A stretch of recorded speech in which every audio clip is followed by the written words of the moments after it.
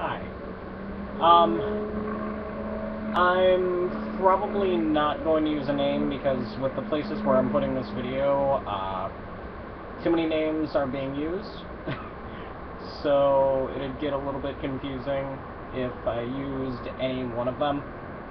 Um, I'm making this video because as of today, I've been on testosterone for 1 year. So I'm 1 year further in my transition.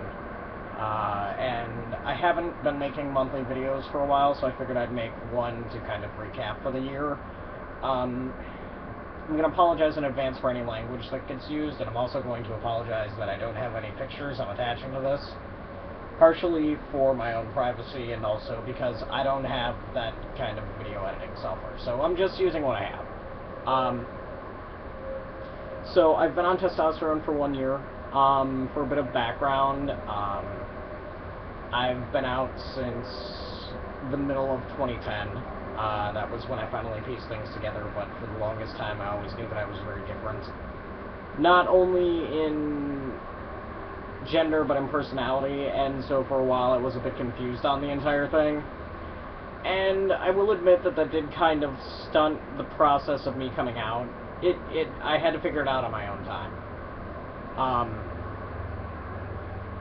I went through entirely Catholic schooling until I got into college, which was extremely complicated. Having to wear girls' uniforms, I did have a lot of experience with dysphoria, and dysphoria oftentimes came out looking like depression. So as soon as I started testosterone, all of the depression symptoms I've ever had completely went away, which kind of goes to show that it wasn't so much depression as just dysphoria getting a little bit nasty. Let's see, I've been out since 2010.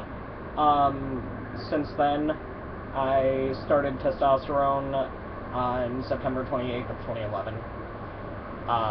Since then, the sudden changes have kind of forced me to come out to just about everyone. I have experienced some losses in the past couple of years. I've experienced a lot of people with a lack of understanding and maybe some issues that they have to look at in themselves.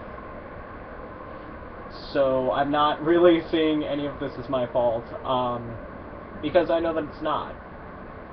Like it is with any trans person. It's not our fault that we wind up experiencing bigotry. It's whoever the bigot is, it's their fault. So that's kind of gotten into close friends and family, and with the amount of time that's passed since those discoveries, I've got to be okay with it.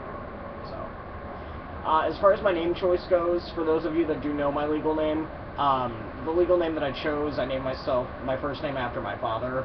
My middle name I picked from one of my heroes, one of my political heroes, and I sign it in a way that mirrors one of my friends, because I look up to him really, really deeply. I also included in the space that would normally be taken by a Catholic confirmation name, because I was raised Catholic, a masculinized version of my given name, mostly so that there would be some reason that my family could call me that without me having to go into an entire thing. So, it makes it a little bit easier. As far as the process of getting tea, it was surprisingly easy. I was worried when I came out that I would have to wait several years and go through gender therapy, which I could not afford at the time. But it turned out, because of a center in the city, that I was literally able to go in, see primary, and within 5 days I had my first shot. So it was much easier initially than I expected. As I've had to transfer out of that center, I've noticed a lot of changes in this. Most recently, my endocrinologist not wanting to give me testosterone because, well, my new endocrinologist not wanting to give me testosterone and continue my prescription, although I had been on it for 5 months at the time, because I did not go through 2 years of gender therapy. And legally, that's his prerogative. He can do whatever he wants. So I am frankly going to be looking for a new endo, but, you know, she's been really good to me. When I started, I'm not going to use numbers, but I still am pretty short for a guy, but whatever. I grew about 4 inches within the first 4 months, and within the past several months I've only noticed about a ½ inch more of growth.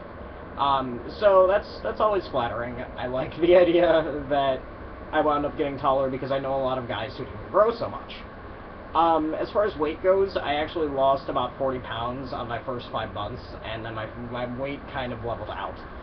And as far as it's continued, I've been working out a lot more, so I'm noticing some weight loss that is really accentuated by the testosterone, because I'm able to burn off fat and calories a lot more than, say, an average female-bodied person. Facial hair started coming in. It started to come in about November of last year, but it didn't do much until quite recently. Mostly because I cheated and was shaving almost every day to kind of encourage the growth. I do have since summer's ending and my hair is still mostly very blonde right now, it is starting to darken and get a little bit more obvious, which is nice. But I still don't have any kind of mountain man beard going on, I just have more scruff, which I can deal with, since I've only been on for a year. My voice has dropped very considerably. I'm speaking a little bit more casually than I would in, say, a dramatic reading of something. My voice dropped very quickly, and it became very easy for me to pass based on voice very, very quickly. It got to a point where, it became difficult for me to use my ID, actually, before I got my name changed and everything, because my voice was so different from what you would expect someone with my former legal name to have.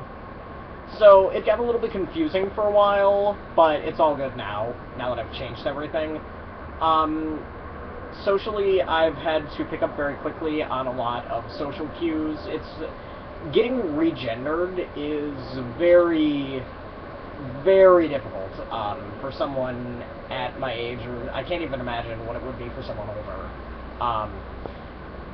Fortunately, unfortunately, I didn't have a buffer of time in high school where I could mimic the other guys, but I did have to adapt very quickly, and I know I came off very socially awkward for a while, but I feel like I'm finally getting there with some traces of social awkwardness that are just kind of part of my personality, and those I can deal with. My family, for the most part, has been extremely accepting. There's been a few exceptions that I'm not going to mention.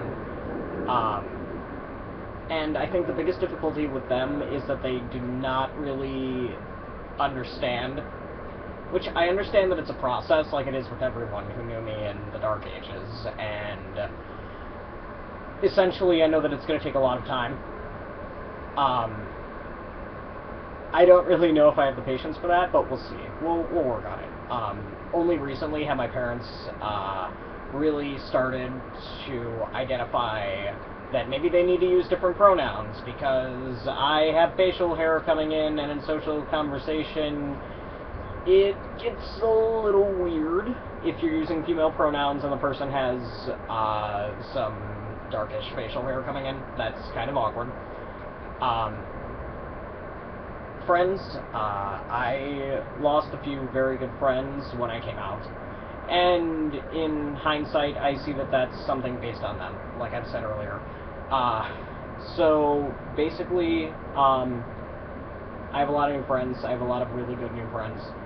I actually met my boyfriend because of my transition, and he went with me to get my first shot.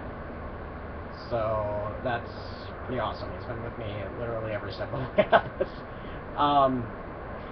And my new friends, most of them are not even aware. I like to keep it that way. So this video is going to be the big thing that kind of reveals not so much my secret identity, so much as another facet of my identity that I feel is very privileged information. I feel like it's not that many people's business, and so I don't have to inform everyone of what's going on. That being said, I feel like a much healthier over the past year. I feel like I've got my head on straight, I've completed an EMT program, I've got my license, I'm trying to go back for nursing, and I feel, overall, I just feel better.